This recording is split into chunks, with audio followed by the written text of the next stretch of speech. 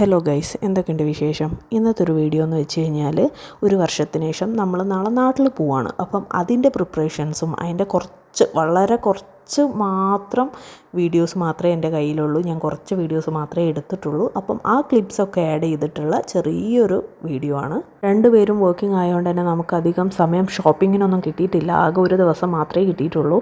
പിന്നെ എപ്പോഴെങ്കിലും രാത്രി നമ്മൾ നേരത്തെ ഇറങ്ങുവാണെങ്കിൽ ആ സമയത്ത് പറ്റുന്ന പോലെ വാങ്ങി വെക്കുന്ന കുറച്ച് സാധനങ്ങളും അത്ര മാത്രമേ ഉള്ളൂ ഈ ഒരു നാട്ടിൽ പോകുമ്പോഴുള്ള പർച്ചേസ് എന്ന് പറയുകയാണെങ്കിൽ. അങ്ങനെ ഡീറ്റെയിൽ എന്താ പറയുക, അല്ലെങ്കിൽ നമ്മൾ നാട്ടിൽ പോകുന്ന സമയത്ത് 2-3 ചിലപ്പോൾ ഒരാഴ്ച വരെ നീണ്ടു നിൽക്കുന്ന ഷോപ്പിംഗ് ആയിരിക്കും. കാരണം പല സ്ഥലത്തുനിന്നും പല കാര്യങ്ങളും ആയിരിക്കും വാങ്ങുക. പക്ഷേ അതിനുള്ളൊരു ടൈമൊന്നും ഈ തവണ കിട്ടിയിട്ടുണ്ടായില്ല. സോ ആദ്യം നമ്മൾ പോയത് കരാമയ്ക്ക് തന്നെയാണ്. പിന്നെ നമ്മൾ ഇപ്പം താമസിക്കുന്ന അൽനാദയാണ്. അപ്പം അവിടെയുള്ള കുറച്ച് ഗിഫ്റ്റ് സെൻറ്ററിൽ നിന്ന് കുറച്ച് ഗിഫ്റ്റ്സും കാര്യങ്ങളൊക്കെ വാങ്ങിയിട്ടുണ്ട്. അല്ലാതെ നമ്മൾ മെയിനായിട്ട് ഷോപ്പ് ചെയ്തത് കരാമയിൽ തന്നെയാണ്. എനിക്ക് തോന്നുന്നു കരാമയാണ് ഏറ്റവും വലിയൊരു ഡേ ടു ഡേ ഉള്ളത്. ബാക്കി എല്ലായിടത്തും അതിനെ കമ്പയർ ചെയ്യുമ്പം അത്ര വലുതല്ല. നമുക്ക് പോയാലും ഷോപ്പ് ചെയ്യാൻ എന്താ പറയുക, അത്ര അധികം സാധനങ്ങളുള്ളത് കരാമ തന്നെയാണ്. ഏത് ഷോപ്പിൽ കയറിയാലും നമുക്ക് ടൈം വേസ്റ്റ് ചെയ്യാതെ ഷോപ്പ് ചെയ്യാൻ പറ്റും. സാധാരണ എല്ലാ വർഷവും നമ്മൾ നാട്ടിലേക്ക് വരുമ്പോൾ നമ്മളെ കയ്യിലൊരു ലിസ്റ്റ് ഉണ്ടാവും ഇങ്ങനെ ഷോപ്പിങ്ങിന് പോകുമ്പോൾ.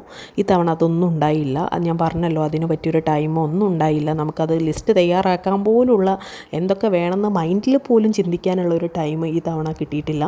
സോ നമ്മൾ കാണുന്ന സാധനങ്ങളൊക്കെ റാൻഡായിട്ട് എടുത്തിടുന്നതെന്ന് മാത്രമേ ഉള്ളൂ. അല്ലാതെ ഓരോരുത്തർക്ക് എന്തൊക്കെ വേണമെന്ന് അവിടുന്ന് നമുക്ക് ഷോപ്പിൽ നിന്ന് പോയി ചിന്തിക്കാനുള്ള ടൈമും ഇല്ല. കാരണം ആകെ ഒരു ദിവസമാണ് ഉള്ളത്. അല്ലെങ്കിൽ നമ്മൾ ഒരാഴ്ച എടുത്തിട്ട് ഷോപ്പ് ചെയ്യുന്നതാണ്.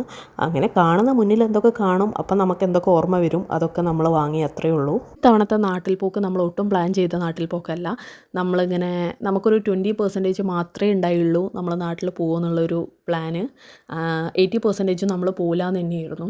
പിന്നെ നമ്മൾ പെട്ടെന്ന് എടുത്തൊരു തീരുമാനമാണ്. അതുകൊണ്ടാണ് നമുക്ക് ഒന്നിനും ഒരു സമയം കിട്ടാഞ്ഞത്. സാധാരണ നമ്മളൊരു 1 ഇയർ കഴിഞ്ഞ് കഴിഞ്ഞാൽ നമുക്ക് ഈ സമയമാകുമ്പോൾ അടുത്ത മാസം നമ്മൾ നാട്ടിൽ പോവും, അപ്പം അതിന് ഇന്നതൊക്കെ ചെയ്യണം എന്നുള്ളൊരു പ്ലാനിങ് ഉണ്ടാവും. പക്ഷേ നമ്മളങ്ങനെ കാര്യമായിട്ട് അങ്ങനത്തെ ഒരു കാര്യവും ചെയ്തിട്ടില്ല. അതുകൊണ്ടാണ് നമുക്ക് അവസാന സമയം ഇത്ര ധൃതി വന്നത്. ഞാൻ ജോലിക്ക് കയറിയിട്ട് ഇപ്പം 1 ഇയർ ആയിട്ടില്ല, 7 മന്ത്സ് കഴിഞ്ഞിട്ടുള്ളൂ. സോ അതുകൊണ്ട് തന്നെ നമ്മൾ നാട്ടിൽ പോകുന്നുള്ള അങ്ങനത്തെ മൈൻഡൊന്നും ഉണ്ടായില്ല. 6 മന്ത് കഴിഞ്ഞാൽ എനിക്ക് എപ്പം വേണമെങ്കിലും ലീവ് എടുക്കാം, വെക്കേഷൻ എടുക്കാം. പക്ഷേ നമ്മളെപ്പോഴും 1 ഇയർ അല്ലേ പ്രിഫർ ചെയ്യുക. അതുകൊണ്ട് തന്നെ അതിനെക്കുറിച്ച് അങ്ങനെ ചിന്തിച്ചിട്ടൊന്നും ഉണ്ടായില്ല. നിഖിലാൻ്റെ ലീവ് പറയുവാണെങ്കിൽ നിഖിലാടിന് ഏകദേശം വെക്കേഷൻ ടൈം ആയിട്ടുണ്ടായിരുന്നു. പക്ഷേ ഈ തവണ നമ്മൾ രണ്ടുപേരും വർക്കിംഗ് ആയതുകൊണ്ട് തന്നെ എൻ്റെ കാര്യം കൂടെ നോക്കേണ്ടതുകൊണ്ട് നമ്മൾ ഈ തവണ വെക്കേഷന് പോകുന്നില്ല എന്നുള്ള പ്ലാനായിരുന്നു. സാധാരണ നിഖിലാടിന് 1 മന്താണ് ലീവ് കിട്ടാറുള്ളത് ഇയർലി.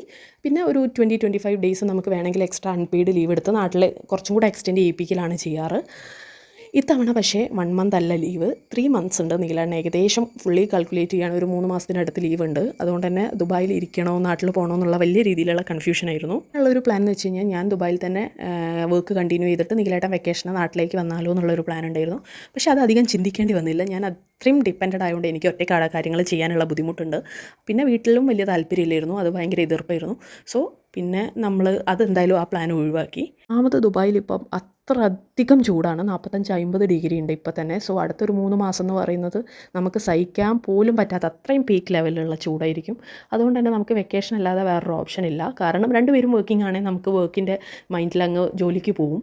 പക്ഷേ ഇതൊരാൾ വർക്കിങ്ങും ഒരാൾ വീട്ടിലിരിക്കുകയാണെങ്കിൽ നമുക്ക് പുറത്ത് പോയി ഒന്ന് ടൈം സ്പെൻഡ് ചെയ്യാനോ പുറത്തിറങ്ങാനോ പറ്റാത്ത അവസ്ഥയാണ് ഈ ചൂടത്ത്. അത്രയും മടുപ്പാണ് പുറത്തേക്ക് പോകാമെന്ന് പറയുന്നത്. അപ്പം വീട്ടിൻ്റെ ഉള്ളിൽ തന്നെ ഇരിക്കേണ്ട ഒരു സിറ്റുവേഷൻ വരും. അതുകൊണ്ട് തന്നെ അത് 3 മാസം ലീവ് ഉണ്ട്. 1 മാസമൊക്കെയാണ് നമുക്ക് എങ്ങനെയെങ്കിലുമൊക്കെ തള്ളി നീക്കുക. പക്ഷേ 3 മാസം ലീവ് ഉള്ളതുകൊണ്ട് നമുക്ക് വേറൊരു ഓപ്ഷൻ ഇല്ല, നാട്ടിൽ തന്നെ പോകാമെന്നുള്ളത്. ഒന്നാമത് നാട്ടിലാണ് മഴയും നല്ല ക്ലൈമറ്റും കാര്യങ്ങളും. അപ്പോൾ ഈ ചൂടത്ത് ഇരിക്കാൻ ഒട്ടും പറ്റില്ല. അവിടെ നമ്മളെ നാട്ടിലേക്ക് കണക്ഷൻ ഫ്ലൈറ്റാണ് എടുത്തിട്ടുള്ളത്. ഷാർജയിൽ നിന്നായിരുന്നു എടുത്തത്.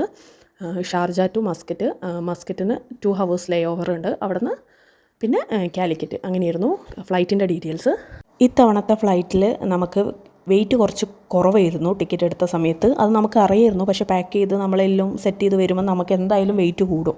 നമ്മൾ വീട്ടിൽ നിന്ന് ഇറങ്ങുന്ന സമയത്തും നോക്കിയ സമയത്ത് ഒരുപാട് വെയിറ്റ് ഉള്ള പോലെ നമുക്ക് തോന്നിയില്ല. കൂടുതൽ 2-3 കിലോ കൂടുതലുണ്ടായിരുന്നു. എന്നാലും നമ്മൾ അവിടെ നിന്ന് എന്തെങ്കിലും അഡ്ജസ്റ്റ് ചെയ്ത് വിടുമെന്ന് വിചാരിച്ചു. പക്ഷേ എയർപോർട്ടിലെത്തി ചെക്ക് ഇൻ ചെയ്ത സമയത്ത്, ഞാൻ പറഞ്ഞല്ലോ ഷാർജ എന്നായിരുന്നു, ചെക്ക് ഇൻ ചെയ്ത സമയത്ത് അവർ ഒരു തരത്തിലും എക്സ്ട്രാ kg കയ്യിൽ വെക്കാൻ സമ്മതിച്ചില്ല. 1/2 kg പോലും അവർ എക്സ്ട്രാ കയ്യിൽ വെക്കാൻ സമ്മതിച്ചിട്ടില്ല. നമുക്ക് ഏകദേശം ഒരു 8 കിലോൻ്റെ അടുത്ത് കൂടുതലുണ്ടായിരുന്നു വെയിറ്റ്.